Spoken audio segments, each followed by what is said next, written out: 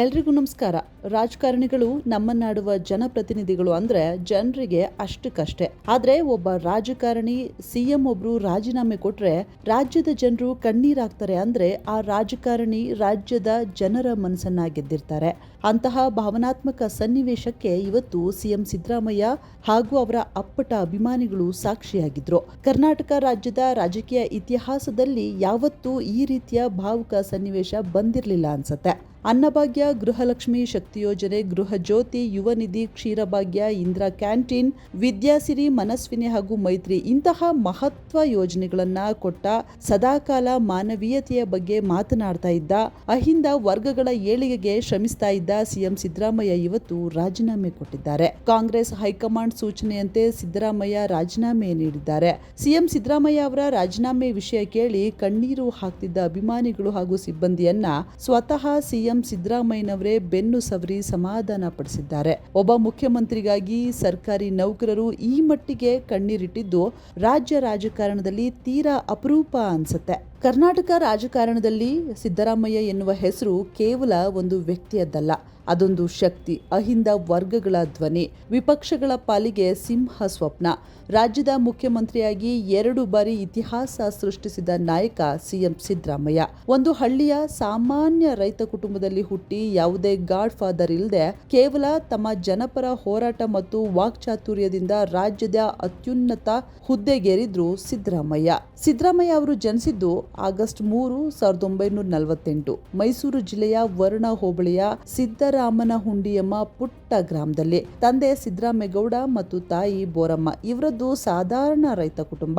ಬಾಲ್ಯದಲ್ಲಿ ಸಿದ್ದರಾಮಯ್ಯ ಅವರಿಗೆ ಶಾಲೆಗೆ ಹೋಗೋದಿಕ್ಕೂ ಕೂಡ ಕಷ್ಟ ಆಗ್ತಾ ಇತ್ತು. ಹಾಗಾಗಿ ದನ ಕುರಿಗಳನ್ನ ಕಾಯ್ಕೊಂಡು ಹಾಗೆ ಕಾಲ ಕಳೀತಾ ಇದ್ರು. ಹಳ್ಳಿಯ ಇತರ ಮಕ್ಕಳಂತೆ ಇವರು ಕೂಡ ದನ ಕಾಯ್ತಾ, ಕುರಿ ಕಾಯ್ತಾ, ಜಾನಪದ ಕಲೆಯಾದ ವೀರ ಕುಣಿತವನ್ನ ಕರಗತ ಮಾಡಿಕೊಂಡಿದ್ರು. ಇಂದು ರಾಜ್ಯವನ್ನಾಳುವ ಸಿಎಂ ಅಂದು ಹಳ್ಳಿಯ ಮಣ್ಣಿನಲ್ಲಿ ಬೆಳೆದ ಅಪ್ಪಟ ಗ್ರಾಮೀಣ ಪ್ರತಿಭೆ. ಹೀಗೆ ದನ ಕುರಿ ಕಾಯ್ಕೊಂಡು ಬೆಳೆದ ಹುಡುಗ ಸಿಕ್ಕಾಪಟ್ಟೆ ಆಕ್ಟಿವ್ ಆಗಿರ್ತಾರೆ. ಯಾರು ಅಂದ್ಕೊಂಡಿರ್ಲಿಲ್ಲ ಹಳ್ಳಿಯಲ್ಲಿ ಹುಟ್ಟಿ ವಿಧಾನಸೌಧಕ್ಕೆ ಬಂದು ರಾಜ್ಯದ ಸಿಎಂ ಆಗಿ ಯಶಸ್ವಿ ನಾಯಕರಾಗಿ ಹೊರಹೊಮ್ಮುತ್ತಾರೆ ಅಂತ.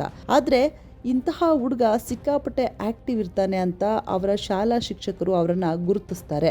1, 2ನೇ ಕ್ಲಾಸಿಗೆ ಸೇರಿಸಿಕೊಳ್ಳದೆ ನೇರವಾಗಿ 5ನೇ ತರಗತಿಗೆ ಸೇರಿಸಿಕೊಳ್ತಾರೆ. ಹಾಗೆ ಅವರ ಎಜುಕೇಶನ್ ಮುಂದುವರಿಯುತ್ತೆ. ಮೈಸೂರಿನಲ್ಲಿ ಪ್ರೌಢ ಶಿಕ್ಷಣ, BSc ಪದವಿ ಮುಗಿಸ್ತಾರೆ. ನಂತರ LLB ಮಾಡ್ತಾರೆ. ವಿದ್ಯಾರ್ಥಿಯಾಗಿದ್ದಾಗ ಅನ್ಯಾಯದ ವಿರುದ್ಧ ಹೋರಾಟ ಮಾಡ್ತಿರ್ತಾರೆ. ಆ ಹೋರಾಟಗಳೇ ಸಿಎಂ ಸಿದ್ದರಾಮಯ್ಯ ಅವರನ್ನ ರಾಜಕೀಯಕ್ಕೆ ಕರೆದುಕೊಂಡು ಬಿಡುತ್ತೆ. ಸಿದ್ದರಾಮಯ್ಯ ಅವರ ರಾಜಕೀಯ ಪ್ರವೇಶಕ್ಕೆ ನಾಂದಿ ಹಾಡಿದ್ದೇ ಸಾಮಾಜಿಕ ಹೋರಾಟಗಳು. ಪ್ರೊಫೆಸರ್ ನಂಜುಂಡಸ್ವಾಮಿ ಅವರ ರೈತ ಚಳುವಳಿ ಮತ್ತು ಸಮಾಜವಾದಿ ಸಿದ್ಧಾಂತಗಳಿಂದ ಪ್ರೇರಿತರಾದ ಇವರು 1978ರಲ್ಲಿ ಸಕ್ರಿಯ ರಾಜಕೀಯಕ್ಕೆ ಕಾಲಿಟ್ರು. 1983ರಲ್ಲಿ ಮೊದಲ ಬಾರಿಗೆ ಚಾಮುಂಡೇಶ್ವರಿ ಕ್ಷೇತ್ರದಿಂದ ಸ್ಪರ್ಧಿಸಿ ವಿಧಾನಸಭೆ ಪ್ರವೇಶವನ್ನ ಮಾಡ್ತಾರೆ. ಮೊದಲ ಬಾರಿ ಶಾಸಕರಾದ ತಕ್ಷಣವೇ ಇವರ ಪ್ರತಿಭೆಯನ್ನು ಗುರುತಿಸಿ ಅಂದಿನ ಮುಖ್ಯಮಂತ್ರಿ ರಾಮಕೃಷ್ಣ ಹೆಗಡೆ ಅವರು ಇವರನ್ನ ಕನ್ನಡ ಕಾವಲು ಸಮಿತಿಯ ಮೊದಲ ಅಧ್ಯಕ್ಷರನ್ನಾಗಿ ಮಾಡ್ತಾರೆ. ಮುಂದೆ ರೇಷ್ಮೆ ಸಚಿವರಾಗಿ, ಪಶುಸಂಗೋಪನಾ ಸಚಿವರಾಗಿ ಕೆಲಸ ಮಾಡಿ ಸೈ ಎನಿಸಿಕೊಳ್ತಾರೆ. ಸಿದ್ದರಾಮಯ್ಯ ಅವರ ರಾಜಕೀಯ ಜೀವನದ ಮೈಲಿಗಲ್ಲು ಎಂದ್ರೆ ಅದು ಅವರ ಆರ್ಥಿಕ ಶಿಸ್ತು. ಜನತಾದಳ ಸರ್ಕಾರದಲ್ಲಿ ಉಪಮುಖ್ಯಮಂತ್ರಿಯಾಗಿ ಹಾಗೂ ಹಣಕಾಸು ಸಚಿವರಾಗಿ ಇವರು ಮಂಡಿಸಿದ ಬಜೆಟ್ಗಳು ಇಂದಿಗೂ ಇತಿಹಾಸವನ್ನ ಸೃಷ್ಟಿಸಿವೆ.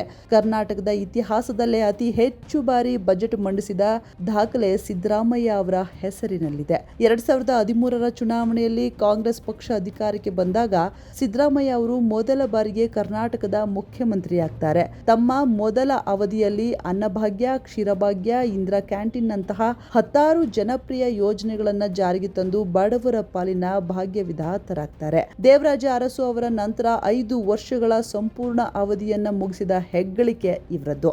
ನಂತರ 2023ರಲ್ಲಿ ಭರ್ಜರಿ ಬಹುಮತದೊಂದಿಗೆ ಕಾಂಗ್ರೆಸ್ ನಾಯಕತ್ವದಲ್ಲಿ ಮತ್ತೊಮ್ಮೆ ರಾಜ್ಯದ ಮುಖ್ಯಮಂತ್ರಿಯಾಗ್ತಾರೆ ಸಿಎಂ ಸಿದ್ದರಾಮಯ್ಯ.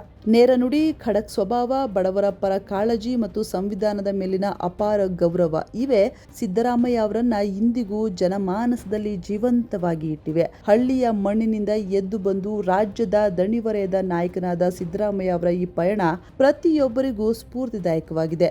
8 ವರ್ಷಗಳ ಮುಖ್ಯಮಂತ್ರಿ ಸ್ಥಾನದಿಂದ ಸಿಎಂ ಸಿದ್ದರಾಮಯ್ಯ ಕೆಳಗಿಳಿದಿದ್ದಾರೆ. ಮುಂದಿನ ಅವರ ರಾಜಕೀಯ ಜೀವನದ ಬಗ್ಗೆ ಏನನ್ನೂ ಹೇಳಿಲ್ಲ. ಡಿಕೆ ಶಿವಕುಮಾರ್ ಕರ್ನಾಟಕ ರಾಜ್ಯದ ಮುಂದಿನ ಮುಖ್ಯಮಂತ್ರಿ ಆಗ್ತಾರೆ. ಮುಂದೆ ರಾಜ್ಯ ರಾಜಕಾರಣ ಹೇಗಿರುತ್ತೆ ಕಾದು ನೋಡಬೇಕಿದೆ. ಇದ್ರ ಬಗ್ಗೆ ನೀವೇನಂತೀರಾ? ಕಮೆಂಟ್ ಮಾಡಿ. Thank you video ನೋಡಿದ್ದಕ್ಕಾಗಿ.